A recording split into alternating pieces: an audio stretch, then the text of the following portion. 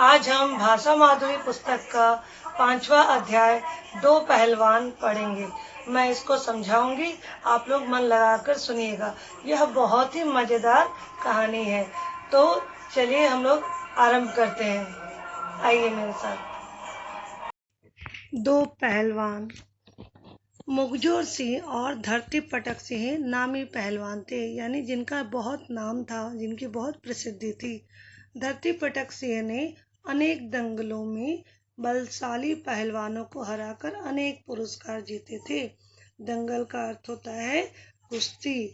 तो अनेक दंगलों में बहुत सारी उसने कुश्ती लड़ी है, जिसमें बलशाली पहलवानों को यानी ताकतवर पहलवानों को हराकर धरती पटक सिंह ने कई पुरस्कार जीते थे, यानी इनाम जीते थे। वह अपनी शक्ति को बनाए रखने के लिए घंटों व्यायाम करता और पौष्टिक भोजन करता। तो धरती पटक सिंह अपनी शक्ति को बनाए रखता था। अगर अपनी शक्ति को बनाए नहीं रखेगा तो वह दंगल में कैसे विजयी होगा। इसलिए वह अपने शक्ति को बनाए रखने के लिए क्या करता, घंटों व्यायाम करता और पौष्टिक भोजन करता। पौष्टिक भोजन यानी हेल्दी फूड। पौष्टिक भोजन के को आप इस प्रकार जान सकते हैं कि ऐसा खाद्य पदार्थ जिसमें खनिज पदार्थ और विटामिन की मात्रा अधिक हो। तो देखो बच्चों, आपको नजर आ रहा है पीछे कितने चित्र में बहुत सारे फल है, जिसमें केले की मात्रा अधिक है। दूध पी रहा है पूरे एक बड़े से केन में, और देखो कई सारी रोटियां यहाँ पर रखी हुई है। तो रोटी, दूध और फ्रूट्स, ये जो फल है वो बहुत ही पौष्टिक भोजन है। इसमें बहुत सारे विटामिन हमें मिलते हैं। तो उसका भोजन सामान्य व्यक्ति के द्वारा खाए जाने वाले भोजन से अधिक, बहुत अधिक था। क्योंकि सामान्य व्यक्ति इतनी अधिक मात्रा में तो नहीं खाना खाता है। वह तो ज्यादा से ज्यादा 2-4 रोटियां खाता होगा या 1-2 फल खाते होंगे। तो किंतु यह धरती पटक सिंह जो है वो बहुत अधिक मात्रा में खाना खाता था, भोजन करता था। उसका नाम सुनकर अच्छे अच्छे बलशाली पहलवानों के होश उड़ जाते थे। होश उड़ जाना यानी घबरा जाना, डर जाना। तो धरती पटक सिंह के नाम सुनते ही अच्छे अच्छे पहलवान डर जाते थे। परंतु मुखजोर सिंह उसके नाम से बिल्कुल ही नहीं डरता था। मुखजोर सिंह जो है, यह जो व्यक्ति आपको नजर आ रहा है, यह मुखजोर सिंह, यह तो उसके नाम से बिल्कुल नहीं डरता था। मुखजोर सिंह को कभी किसी ने कुश्ती लड़ते नहीं देखा। इन दोनों में धरती पटक सिंह को सभी लोगों ने कुश्ती लड़ते देखा, किंतु मुखजोर सिंह को किसी ने नहीं देखा। फिर भी इसके बावजूद उसकी प्रशंसा का डंका चारों ओर बजता था। सब कहते थे कि हाँ, मुखजोर सिंह भी बहुत बलशाली है, बहुत ताकतवर है, उसने कई पहलवानों को हराया है। ऐसे उसके नाम का डंका चारों ओर बजता था। धरती पटक सिंह के दिल में मुखजोर सिंह को पटकने का बहुत बड़ा अरमान था। क्योंकि धरती पटक सिंह के कानों में यह बात पड़ी कि मुखजोर सिंह नाम का कोई पहलवान है जो बहुत ताकतवर पहलवान है और उसने कई दंगलों में पुरस्कार जीते हैं। ऐसा कहकर उसके जो मुखजोर सिंह का जो नाम का डंका उसके कानों पे भी बजा। जब वह सुना तो उसे गुस्सा आ गया और उसने सोचा कि मैं अब मुखजोर सिंह को धरती पर पटकूंगा, उसे धराशायी करूंगा। तो उसके दिल में यह अरमान था। धरती पटक सिंह को उसने कई बार पटका है, वह उसके नाम से ही डरता है। तो मुखजोर सिंह ने सबको क्या कहकर रखा था कि धरती पटक सिंह को उसने कई बार पटका है, जबकि वास्तव में किसी ने ऐसा देखा भी नहीं था। किंतु इसकी बातें सबने सुनी थी कि धरती पटक सिंह को मुखजोर सिंह ने कई बार पटका है और धरती पटक सिंह उसके नाम से ही डरता है। तो ये सारी बातें धरती पटक सिंह के कानों में पड़ी तो वह गुस्से से आग बबूला हो गया। और उसकी डींग और सेखी भरी बातें सुन सुनकर एक दिन धरती पटक सिंह कुश्ती लड़ने के लिए उसके घर ही की ओर चल पड़ा। क्योंकि मुखजोर सिंह तो कभी सामने नहीं आता था, उसकी खाली बातें बड़ी बड़ी होती थी। जैसा कि उसका नाम है मुखजोर, तो मुंह से वो बड़ी बड़ी बातें करता था। तो खाली डींग और शेखी भरी बातें ही बगाड़ता रहता था। तो उसकी बातें सुन सुनकर धरती पटक सिंह को बहुत गुस्सा आ गया और वह कुश्ती लड़ने के लिए उसके घर की ओर ही चल पड़ा। धरती पटक सिंह ने रास्ते में रुककर एक ढाबे पर खाना खाया, क्योंकि इसे तो अपना शक्ति बनाए रखना है और भूख लग रही थी। जब वो रास्ते से जा रहा था उसके घर की तरफ, तो उसे भूख लगी तो वो ढाबे पर गया और खाना खाया। उसने ढाबे का सारा आटा एक बार में खा गया। अब इतना सारा आटा वह एक बार में खा गया तो उसे काफी प्यास लगी, तो वह अपनी प्यास बुझाने के लिए तालाब के पास गया और तालाब का पानी पी गया। तालाब में इतना भरा हुआ तालाब था और तालाब में पानी बहुत कम बचा। वो बहुत अधिक मात्रा में पानी पी गया और पेट भरने के बाद उसने डकार ली और तालाब के किनारे ही लेट गया। जैसे हम लोग भर पेट भोजन कर लेते हैं, बहुत ज्यादा अधिक मात्रा में खा लेते हैं तो हम डकार लेते हैं ना, साथ ही साथ डकार निकल आती है और पेट भारी लगता है तो हमें नींद आ जाती है, क्योंकि बहुत अधिक खा चुके हैं। खा खा कर हम थक जाते हैं तो नींद आ जाती है। तो यह भी बहुत अधिक मात्रा में खा लिया था और पानी पी लिया था, इसलिए उसे नींद आ गई और तालाब के किनारे ही लेट गया और जैसे ही लेटा तो उसे गहरी नींद आ गई। तो उसी तालाब पर प्रतिदिन एक हाथी, देख रहे बच्चों, आपको यह हाथी नजर आ रहा, यह हाथी भी उसी तालाब पर प्रतिदिन पानी पीने आता था। अब पानी को इतना कम देखकर हाथी को भी बड़ा गुस्सा आ गया। वहां एक आदमी को सोता हुआ देखकर वह गुस्से से चिंगाड़ा। धरती पटक सिंह की आंखें खुली, वह तुरंत उठा और हाथी की सूंड को बगल में दबाकर मुखजोर सिंह के घर की ओर चल पड़ा, क्योंकि अभी वह उसे गहरी नींद आई ही थी कि हाथी गुस्से से चिंगाड़ा और इतनी जोर से चिंगाड़ा कि उसकी नींद खुल गई और उसकी नींद में बाधा हुई पहुंची, इसलिए उसे बहुत गुस्सा आ गया और गुस्से में उसने क्या किया, हाथी की सूंड को बगल में दबाकर मुखजोर सिंह के घर की ओर चल पड़ा। देखो बच्चों, किस तरह से वो हाथी की सूंड को अपने बगल में दबाए खींच के लेके जा रहा है। हाथी भी कितना डरा हुआ है और वह आश्चर्यचकित होकर धरती पटक सिंह को देख रहा है कि वह इतना बलशाली है, हाथी को खींच रहा है। तो इस तरह वह उसे खींचते हुए ले गया। मुखजोर सिंह के घर के सामने पहुंचकर वह जोर से चिल्लाया, मुखजोर सिंह, मेरे डर से कहाँ छिपा है? हिम्मत है तो सामने आ और मुकाबला कर, नहीं तो मेरे पांव छूकर मुझसे क्षमा मांग। तो ये ऐसे गुस्से में था, एक तो उसकी डींग और शेखी भरी बातों से वह गुस्से में था, दूसरे में वह हाथी उसकी डींग में बाधा डाल दी थी हाथी ने, इसलिए वह और भी गुस्से में, उसके गुस्सा बढ़ गया, गुस्से में आ गया। इसलिए वह हाथी को लिए उसके घर के सामने आया और उसे ललकारते हुए कहा कि हिम्मत है तो मेरे सामने आ और मुझसे मुकाबला कर, नहीं तो मेरे चरण छूकर, पांव यानी पैर, ये चरण छूकर मुझसे क्षमा मांगो। मुखजोर सिंह जैसे ही धरती पटक सिंह की आवाज सुनी, वह तो वैसे ही डरपोक था, केवल झूठी बातें बगाड़ता था। वह डर के मारे घर के पिछले दरवाजे से भाग गया, क्योंकि सामने दरवाजे पर धरती पटक सिंह था, इसलिए उसने पिछले दरवाजे से भागना ही उचित समझा और वह भाग गया पिछले दरवाजे से। उसके जाने के बाद उसकी पत्नी ने ऊंचे स्वर में घर के भीतर से कहा, वे घर पर नहीं है। क्या कहा? वे घर पर नहीं है, पहाड़ धकेलने के लिए गए हैं, 8-10 दिन में आ जाएंगे। तो उसकी पत्नी, देखो यहाँ घर के भीतर से उसकी पत्नी कह रही है, घर के भीतर से आपको नजर आ रहा है, ये पत्नी और उसका बेटा है। पत्नी घर के भीतर से ही कह रही है कि वो घर पे वे नहीं है, पहाड़ धकेलने गए हैं। माने उनमें इतनी शक्ति है कि वो पहाड़ को धक्का देने गए हैं, धकेलने गए हैं और 8-10 दिन में आ जाएंगे। यह सुनकर धरती पटक सिंह ने हाथी को उठाया और उसके आंगन में फेंकते हुए कहा, अपने पति से कहना कि मैं उसकी शक्ति देखना चाहता हूँ। देखो, वो इतने गुस्से में था कि हाथी को पकड़ा और उसके आंगन में किस तरह से, देखो, हाथी को पटका। इतनी ताकत धरती पटक सिंह में है कि उसने हाथी को पटक दिया उसके घर के आंगन में और ऊंचे स्वर में कहा, क्योंकि वह घर में प्रवेश नहीं किया, बाहर से ही ऊंचे स्वर में कह रहा था कि उसकी पत्नी सुने। वह कह रहा था कि अपने पति से कहना कि मैं उसकी शक्ति देखना चाहता हूँ, मैं उससे कुश्ती, उसकी शक्ति देखना चाहता हूँ, मतलब उसकी कुश्ती में उससे लड़ना चाहता हूँ। आंगन में गिरे हाथी को देखकर घर में मौजूद मुखजोर सिंह की पत्नी और बेटा दोनों ही घबरा गए, दोनों डर गए, क्योंकि वह इतना बलशाली है कि उसने हाथी को पटक दिया। और वास्तव में मुखजोर सिंह तो इतना बलशाली है नहीं। मुखजोर सिंह का बेटा तो बुद्धिमान था, वह अपने को संभाला। वह घबरा गया था पर अपने को तुरंत संभाल लिया और संभालते हुए ऊंचे स्वर में बोला, माँ, यह पागल आदमी कौन है? इसने हमारे आंगन में चूहा क्यों फेंका है? देखो कितनी चतुराई दिखाते हुए उसके बेटे ने हाथी को चूहा का नाम देते हुए कहा कि देखो मम्मी, यह पागल आदमी कौन है? इसने आंगन में इस चूहा को क्यों फेंक दिया? इस चूहे का अब मैं क्या करूंगा?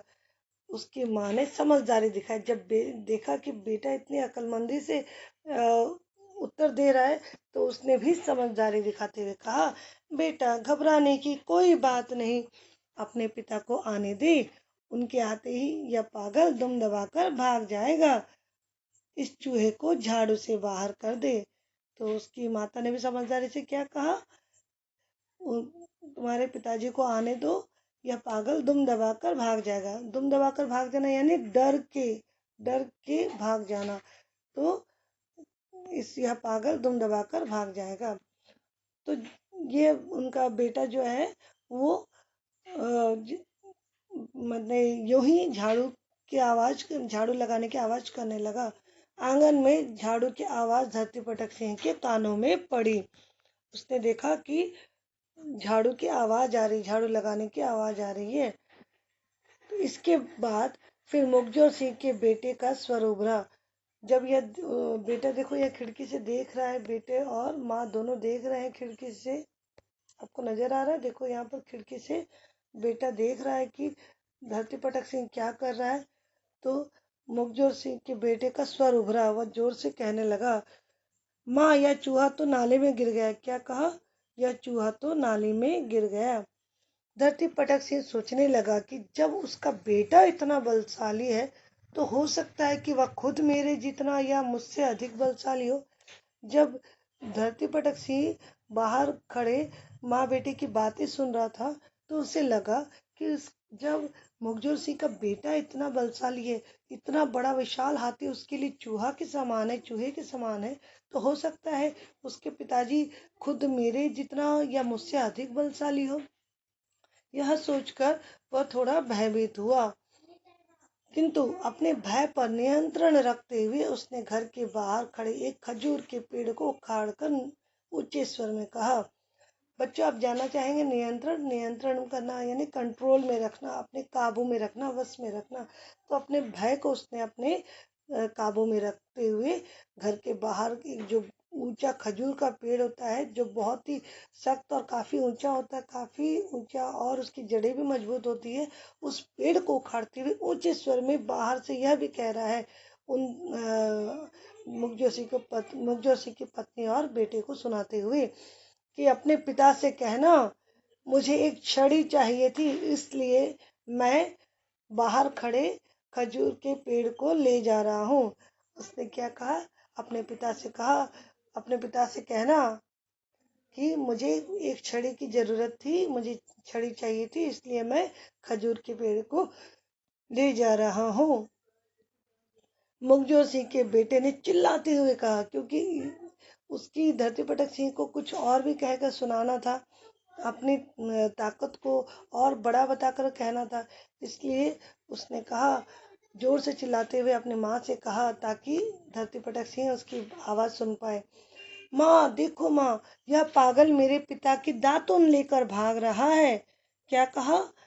पेड़ को, खजूर की पेड़ को। देखो बच्चे, यह खजूर का पेड़, यह पेड़ कितना ऊंचा है और कितनी उसकी जड़ें जो है सख्त है। उसने धरती पटक सिंह ने पूरे पेड़ को उखाड़ डाला। और जब यह पेड़ उखाड़ कर कहा कि मुझे छड़ी चाहिए थी, इसलिए मैं इसे ले जा रहा हूँ, तो मुखजोर सिंह के बेटे ने चतुराई दिखाते हुए कहा कि देखो देखो माँ, यह पागल मेरे पिता के दातुन लिए जा रहा है।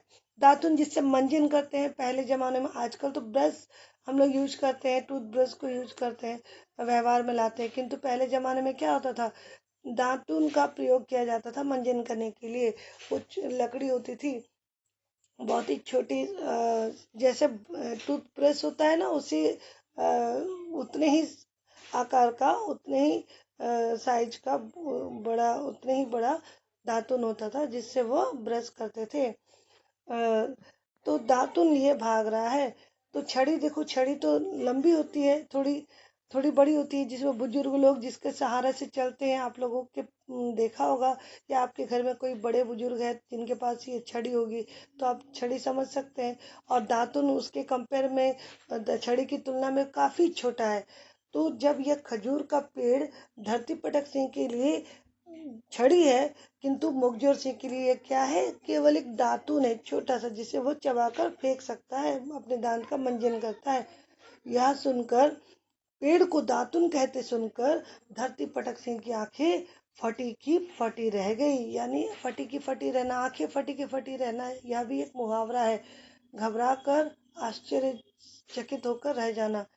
उसे विश्वास हो गया कि मुखजोर सिंह से अगर कुश्ती लड़ा जाए तो निश्चित रूप से धरती पटक सिंह की हार होगी। ये बातें सुनकर ही वह घबरा गया। यह सोचते ही वह वहां से भाग खड़ा हुआ। भाग खड़ा होना यानी डर के चले जाना। कुछ देर बाद मुखजोर सिंह घर लौटा। वह अपने बेटे से पूछा, कहाँ गया वह गप्पी? गप्पी यानी बहुत बढ़ चढ़कर बातें करने वाला। देखो, स्वयं डर के भाग गया पिछले दरवाजे से, फिर घर पर उसके जाने के बाद पहुंचता है और अपने बेटे से कहता है, कहाँ गया वह गप्पी? बेटे ने उत्तर दिया, वह हमारा खजूर का पेड़ उखाड़ कर भाग गया। जैसे सुना खजूर का पेड़ उखाड़ कर भाग गया, उसने क्रोधित स्वर में कहा, बहुत गुस्से में आ गया मुखजोर सिंह और कहा, मेरा बेटा होकर तुमने मेरे मेरे नाम को डुबो दिया। उसे से करारा जवाब नहीं दिया। करारा जवाब देना यह भी एक मुहावरा है, मतलब जोरदार उत्तर देना, जैसे को तैसा उत्तर देना। तो तुम मेरे बेटे होकर भी जोरदार उत्तर नहीं दिए, करारा जवाब नहीं दिया, मैं अभी तुझे नदी में फेंक कर आता हूँ। उसे बेकार में उस पर गुस्सा करने लगा और उससे कहा कि मैं अभी तुम्हें नदी में फेंक कर आता हूँ। मुखजोर सिंह ने अपने बेटे को कंधे पर बिठाया और नदी की तरफ चल पड़ा। देखो वो किस तरह मुखजोर सिंह अपने बेटे को कंधे पर बैठाकर नदी की तरफ जा रहा है। क्या कोई पिता ऐसा कर सकते हैं? नहीं, वह सिर्फ डराने के लिए, ताकि बच्चा डर कर क्षमा मांग ले। तो बेटे पिता ने उसे डराने के लिए कहा कि मैं तुम्हें अभी नदी में फेंक कर आता हूँ, ताकि जब बेटा रोएगा तो वह उसे समझा बुझा कर क्षमा कर देगा। किंतु बेटा तो चतुर है। देखो आगे क्या होता है। उसे कंधे पे बिठा के नदी की तरफ चल पड़ा। नदी गांव से बहुत दूर में थी। वह पैदल चलते हुए सोच रहा था, वह यानी मुखजोर सिंह सोच रहा था कि यदि उसका बेटा रास्ते में रोएगा तो उसे समझाकर क्षमा कर देगा, परंतु उसका बेटा तो आराम से बैठा रहा। मुखजोर सिंह ने उसे डराने के लिए कहा कि नदी बहुत पास ही है। तो पता है बेटे ने क्या उत्तर दिया? बेटे ने कहा, हाँ पिताजी, मुझे भी लहरें उठती हुई दिखाई दे रही है। देखो कितनी चतुराई से उत्तर दिया कि हाँ पिताजी, मुझे भी लहरें उठती हुई दिखाई दे रही है, क्योंकि वहां आसपास नदी है ही नहीं, बहुत दूर में नदी है जो दिखाई नहीं देगी। लेकिन मुखजोर सिंह जो बड़ी बड़ी बातें करने वाला व्यक्ति है, तो उसने अपने बेटे को डराने की कोशिश की और उसने कहा कि नदी पास ही है। तो बेटा तो और भी 2 कदम आगे निकला। उसने कहा, हाँ पिताजी, मुझे तो लहरें भी उठती हुई दिखाई दे रही है। जब यह मुखजोर सिंह यह सुना तो उसने बेटे को अपने कंधे से नीचे उतारा।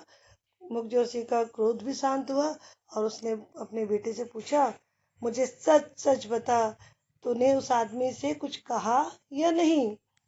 बेटे ने उत्तर दिया, पिताजी, मैंने उस व्यक्ति से कुछ नहीं कहा, परंतु अपनी माँ से मैंने जरूर कहा था कि एक आदमी मेरे पिता की दातुन लेकर भाग रहा है। मुखजोर सिंह ने उसकी पीठ थपथपाते हुए कहा। मुखजोर सिंह बहुत खुश हो गया क्योंकि उसने बहुत बढ़िया उत्तर दिया था। उसने कहा, उसकी पीठ थपथपाते हुए यानी उसे शाबाशी देते हुए कहा, बेटी, एक दिन तू दुनिया में अवश्य मेरा नाम रोशन करेगा। क्या कहा? बेटी, मुझे तुझ पर गर्व है, तुम एक दिन जरूर दुनिया में मेरा नाम रोशन करोगे। तो है ना ये मजेदार कहानी? कितने सुंदर ढंग से यह कहानी प्रस्तुत की गई है।